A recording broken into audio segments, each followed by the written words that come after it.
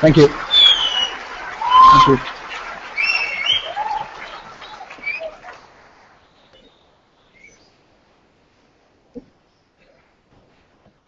Chancellor Dr. Birla, Vice Chancellor Professor Jain, Director Professor Raman, Board of Directors, faculty, parents, students of the graduating class of 2013, ladies and gentlemen.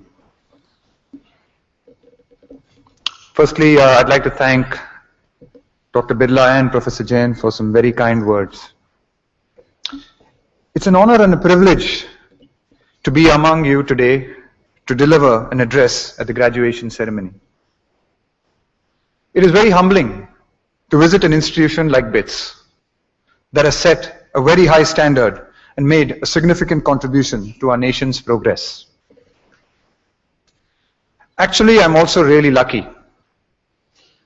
I'd been told that the minimum marks required to come to BITS is 75% in maths and physics. Luckily, those standards don't apply to selecting your chief guests.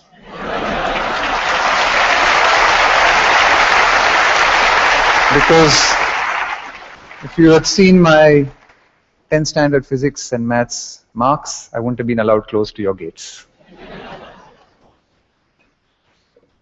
The year and a half since my retirement has been a wonderful period of introspection, an opportunity to reflect on my career. Looking back, I'm certain that cricket has made me a better, more well-rounded person.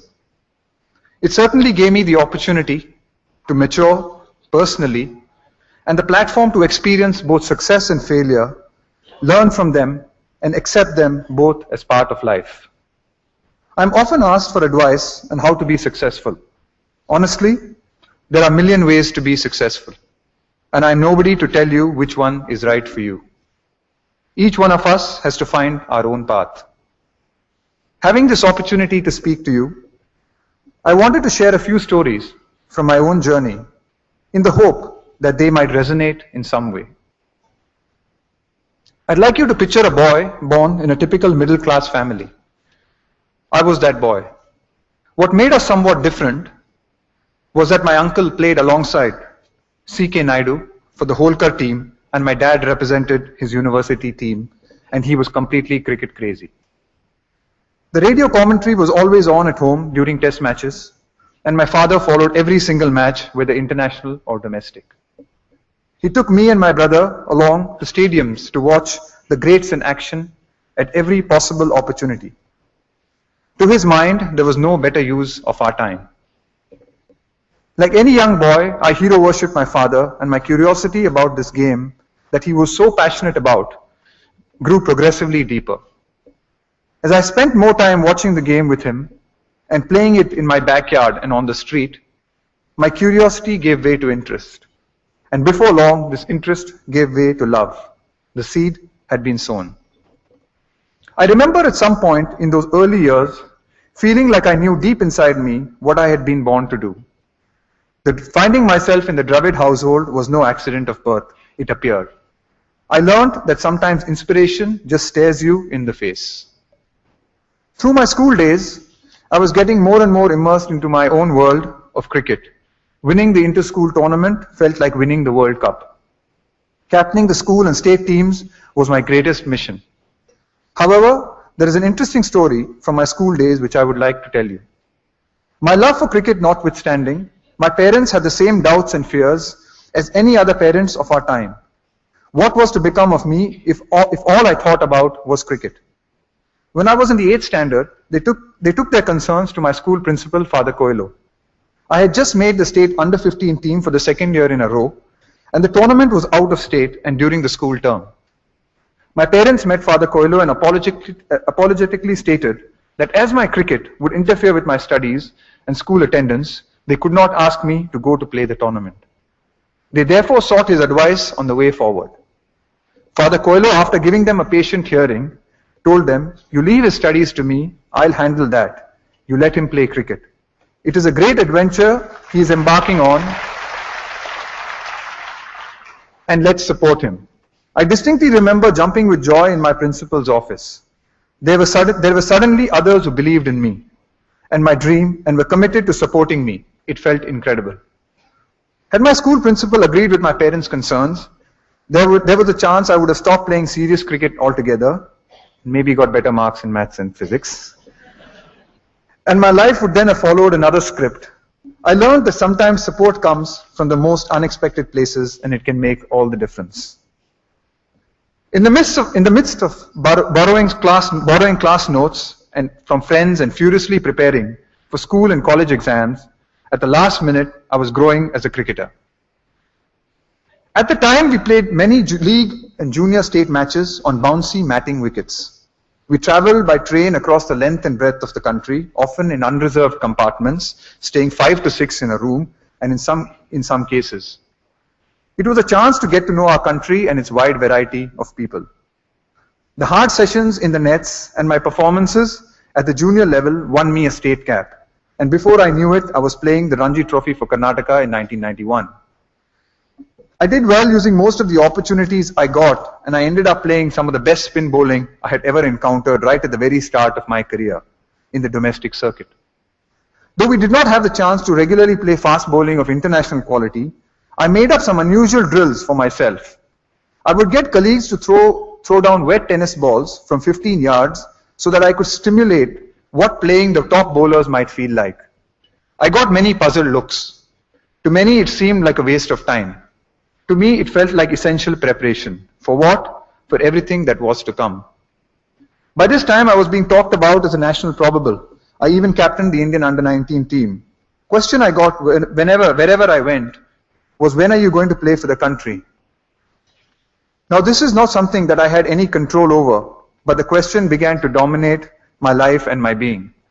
Even when it wasn't asked, it was the elephant in the room.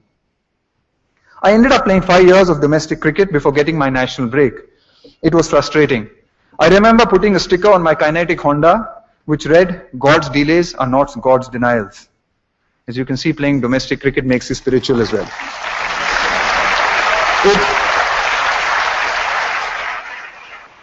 It was a gentle reminder to myself to keep the faith as I started the scooter engine and loaded my kit bag each morning. Looking back now, I do not think I would have been prepared for the success I ultimately had at the international level had I not gone through the finishing school that domestic cricket provided. Spin or fast bowling, easy or difficult batting conditions, I was well prepared for anything. The opportunity I had to play experienced spinners in the Ranji Trophy helped me play Vaughan and Muralitharan with confidence. Those wet tennis ball drills suddenly didn't seem all that silly when I had to play the likes of McGrath, Akram and Donald on tough pitches. When I am requested to speak to youngsters, I like talking about this phase of my life and liken it to the fascinating plant, the Chinese bamboo. You can take a Chinese bamboo seed and plant it in the ground, water and nurture the seed for an entire year, and not even see a single sprout. In fact, you will not see a sprout for 5 years. But suddenly, finally, a tiny shoot will spring from the ground. And over the next 6 weeks, the plant can grow as tall as 90 feet. It can grow as fast as 39 inches every 24 hours. You can literally watch the plant grow. What was the plant doing during these 5 years, seemingly dormant period? It was growing its roots. For 5 full years, it was preparing itself for rapid, massive growth. Without this root structure, the plant simply could not support itself for its future growth. Some would say the plant grew 90 feet in 6 weeks. I would say it grew 90 feet in 5 years and 6 weeks. This period tested my faith and willingness to believe in my own talent at the beginning of my journey. Overall, I had an extremely gratifying career and many highs and a number of disappointments as well. After our tour of Australia last year, it became very clear to me that the time had come for me to move on and make way for the next generation of talented young batsmen to begin their journeys, just as I had done 16 years before. It just felt right, and I was happy to call time on my career with my family, colleagues and friends around me. I was touched with the affection I received upon my retirement. I had no regrets, no unfulfilled professional goals, and nothing left to prove to myself. I had climbed my mountain, the one I had originally set out to climb as a little boy. At the start of my journey, I had been inspired by my father's passion. which I made my own. As I began climbing the mountain I had set my eyes on, I received lots of support along the way from my school principal and numerous others. Tangible success might not have come to me immediately, but my early experiences helped me build a solid platform that would equip me and empower me in the future. As I sat alone, dealing with my successes and failure, I got to understand myself better. The climb became everything to me, and I immersed myself in it. As I got closer to the top of my mountain, I managed to remain focused and keep my eyes on the destination. And when I finally got there, I just thoroughly enjoyed being where I stood at the moment in time. A sense of peace and clarity enveloped me. It was then that I realized that you don't have to be number one in the world, you just have to be number one to yourself.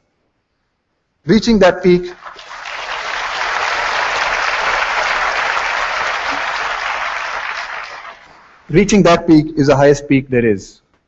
Like a good mountain climber, I'm now in search of the next mountain to climb. The uncertainty makes me nervous, it also excites me. I am back to being like the little boy listening to the strains of cricket commentary coming from the transistor in my father's studio.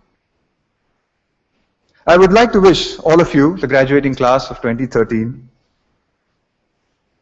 some of the brightest minds in this country today, the very best as you embark on an exciting time ahead of you. And may you find the mountain that's right for you. Give and receive support along the way. Be patient and persevere through the inevitable ups and downs that you will face. And importantly, learn to enjoy the journey that you are about to embark on. All the very best, and thank you for having me.